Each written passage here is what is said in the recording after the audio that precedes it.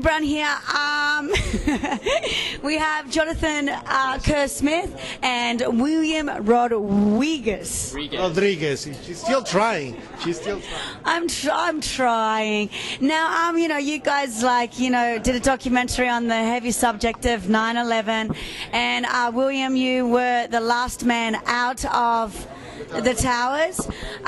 Tell us, the ordeal of what you have been going through in the last, 5 years and what you're trying to do to...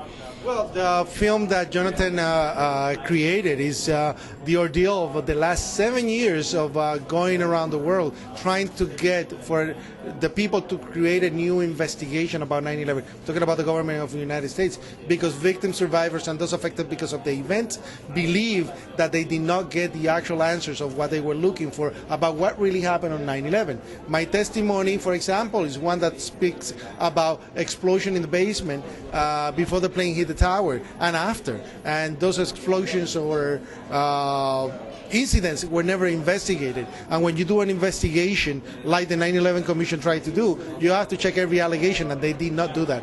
What Jonathan did was actually compiled different presentations all over the world, put them together in a timeline to be able to pose into the audience the question of what was really happening on that day.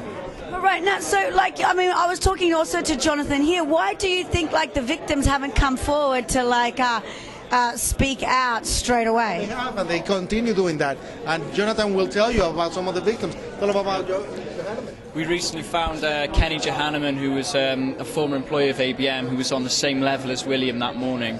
And we only found him, I'd say, about 2 months ago. And 2 weeks after we interviewed him, he committed suicide.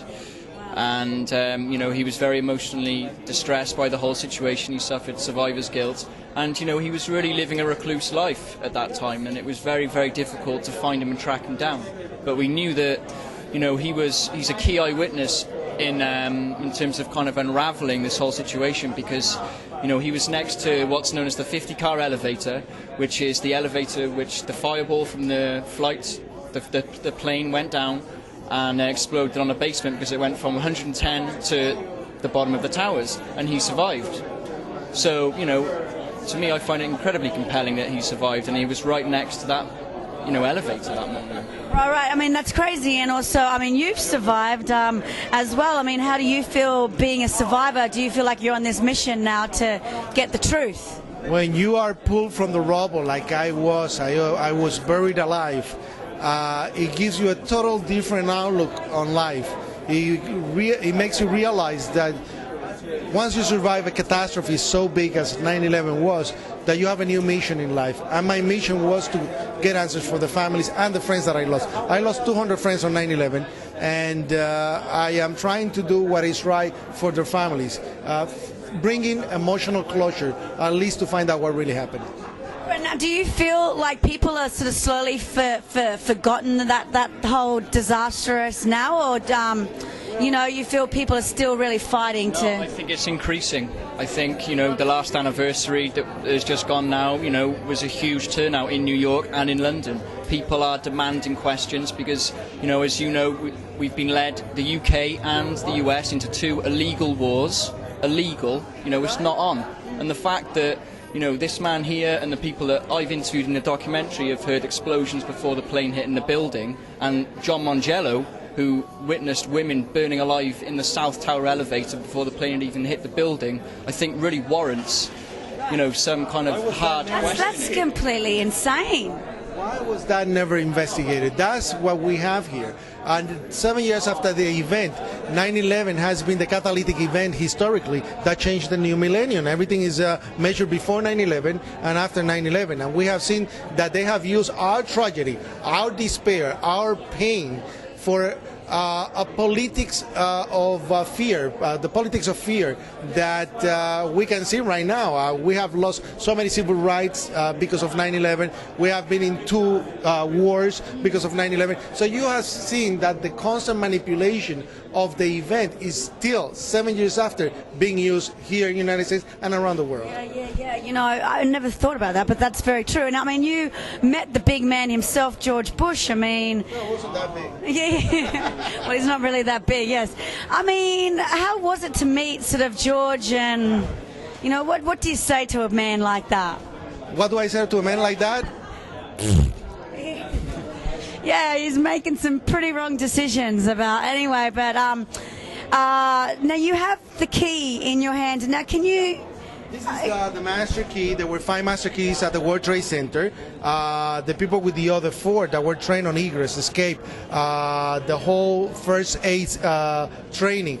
They were the people in charge of actually doing the evacuation of the building. They ran out with their keys. I had the 5th key, and I was a janitor. And the reason that I had this key was because I fell in 1996 on the stairwell, hurt my back, and I sued the company for a way to escape if there was an accident, and I got the master key. This key opened the doors on the stairwell and on many of the offices so people could get out, because some of the people were trapped. You see, when the building hits, when the plane hits the building, it oscillates so hard that the door frames lock the doors. You see, and they got totally jammed on many of the offices. And this key was able to open the lock, and with brute force, we were able to break into many of the offices.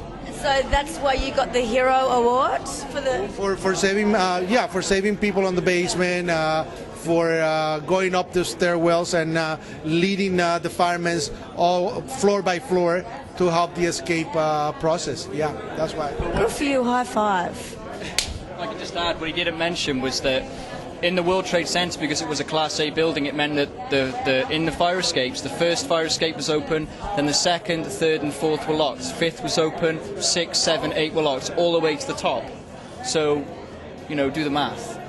That's why it was so important. Wow. I mean, I'm not very good at maths, but yeah, I'm just saying, I wanted to say one more thing. I heard about the petition and to open up to investigate this again. That is in New York and in Los Angeles. There's a petition for people to sign that are residents of New York or Los Angeles for a new investigation and to give subpoena power to a local commission to start the process. As you can see, also there's a petition for an international inquiry. 92 countries were represented on the World Trade Center.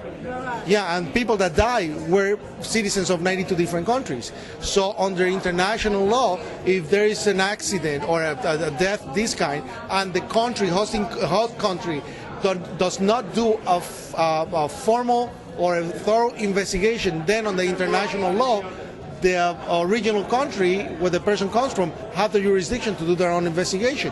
So that's why also they have that going on at the same time. So how do they put their names on the petition then? What do people have to do?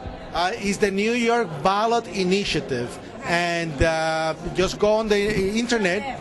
Go on the internet, put 9/11 New York Ballot Initiative, and it will come up with a page where you can sign up and be part of history. All right. Well done. Thank you. And get it out there and let's get to the bottom of this. That's right. Get to the bottom of this. That's right. It's going to be horrible for me to remember.